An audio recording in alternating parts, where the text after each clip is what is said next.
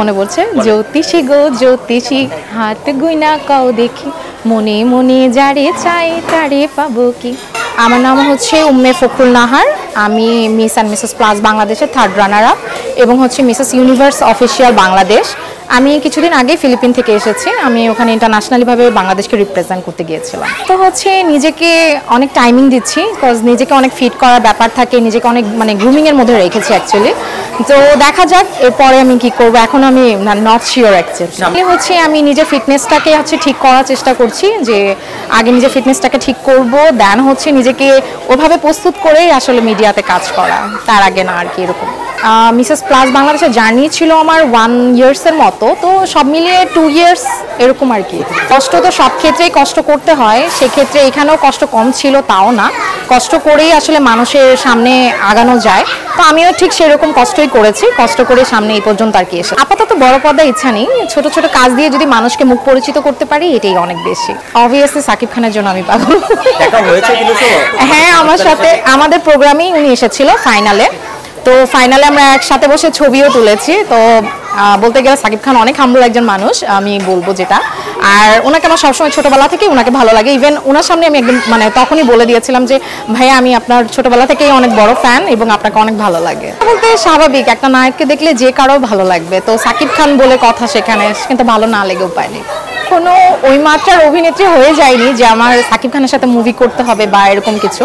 তো যদি আমি কখনো ওরকম ওনার টাইপের হতে পারি, যে অনেক বড় ক্ষেত্রের একজন মডেল বা একজন অভিনেত্রী হতে পারি, সেক্ষেত্রে দেখা যায়, সেটা তো অবশ্যই মিস দেওয়া যাবে না, ইনশাল্লাহ করে ফেলবো।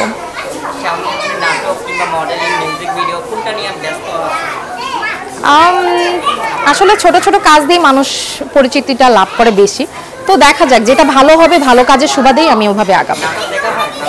হ্যাঁ, নাটক অবশ্যই দেখি।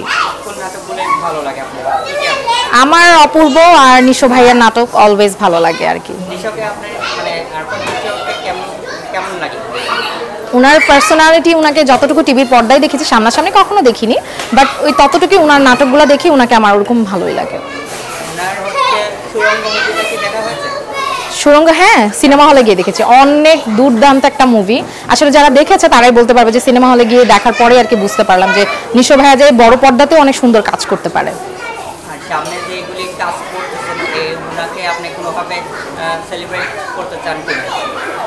যদি ওরকম সৌভাগ্য হয় ইনশাল্লাহ করব। আসলে প্রথম প্রশ্নের উত্তরটা এটাই দিব, যদি ভাইয়ার সাথে কখনো কাজ করার এরকম অফার আসে অবশ্যই করব, কারণ না বলার কোনো প্রশ্নই আসে না। আর সেকেন্ড প্রশ্ন যেটা আপনি করেছিলেন আমাকে, বিয়ের ব্যাপারটা, আমি অলরেডি ম্যারিড আর আমার একটা বেবি আছে। যদি ভাইয়া এই অফারও করে আমি অবশ্যই না, সে কখনো এই অফারটা করবেও না, আর আমিও কখনো ওনার অফার এটা রাজিও হব না, এটাই স্বাভাবিক।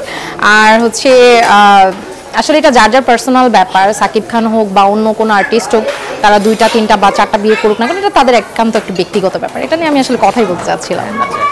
যার যার মেন্টালিটি বলবো, যে অনেকে আছে যে অনেকের নাম বলে বা অনেক এমন কিছু বলে যেটাতে আর কি ভাইরাল হয়ে যায়। আমি এটাকে আসলে পক্ষপাতিত্ব একদমই না, কারণ কাউকে ইউজ করে আমি ভাইরাল হব এটা আমি একদমই পছন্দ করি না, এবং আমিও এটা থেকে অনেক বিরতই থাকি, দূরেই থাকার চেষ্টা করি। আর কারণ আমি আসলে ভাইরাল হওয়ার ইচ্ছাটাও আমার নেই। আসলে ভালো লাগাটা ব্যাপারটা কি, আমি কাউকেই পছন্দ করি না, সেটা উপবিশ্বাস হোক বা বুবলি হোক। এটা ওনার পছন্দ থেকে হয়তো বা উনি এটা পছন্দ করে, এটা যার যা ভালো লাগা, যেটা কাজ করে। আমার কাউকে ভালো লাগে। তাহলে আপনার নায়িকা হিসেবে কাকে? আমি বাংলাদেশের নায়িকা হিসেবে আপাতত কাউকে না, ওইভাবে না, বাট আমার জয়া হাসানকে অনেক ভালো লাগে। শাবনূর, উনি তো হচ্ছে অনেক পুরাতন অভিনেত্রী, সেই হিসেবে উনি তো আছেন। ওনার অভিনয় কেমন লাগে? কার সাথে ওনার জুটি হিসেবে মানায়? নাম্বার 1 সালমান শাহ। সালমান শাহকেই আমার অলওয়েজ ভালো লাগে। শাবনূরের সাথে সাকিব খান, কার সাথে আপনার জুটি হিসেবে? সালমান শাহ শাবনূরের জুটি বেস্ট। আপনি কি শাবনূর সব ছবি কি দেখেছেন? মোটামুটি যতটুকু আমার এই বয়স পর্যন্ত আমি মোটামুটি সব ছবি দেখেছি। শাবনূরের সালমান শাহ কিছু একটা অংশ কি আপনার কিছু একটা ডায়লগ অথবা একটা গান বলা যাবে? সালমান শাহ আপনাকে, সালমান শাহর ভক্ত অবশ্যই শাবনূর ভক্ত, কিছু একটা অংশ তো ডায়লগ অথবা কিছু একটা বলা যাবে? আমার ওনার একটা গানই অনেক পছন্দ, যেটা এই মুহূর্তে মনে পড়ছে।